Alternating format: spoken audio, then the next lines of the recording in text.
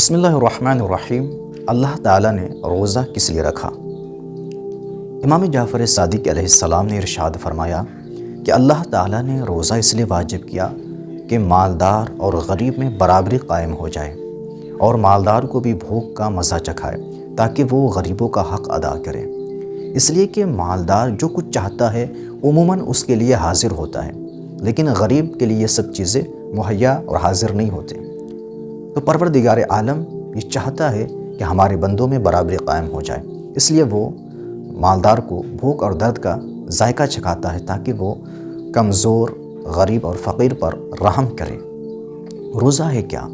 روزہ شریعت اسلامی میں اللہ کی رضا اور اظہار بندگی کے لیے اذان صبح سے لے کر مغرب تک 8 چیزوں سے پرہیز کرنا ہے۔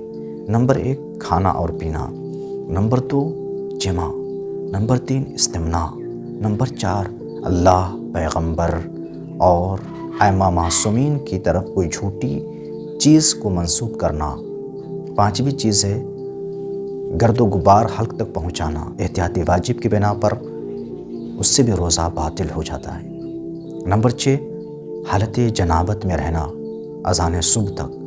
نمبر 7 سیال چیز لینا یعنی بہنے والی چیزیں۔ نمبر 8 قے کرنا، جان بوجھ کر الٹی کرنا۔ ان سب چیزوں سے روزہ باطل ہو جاتا ہے۔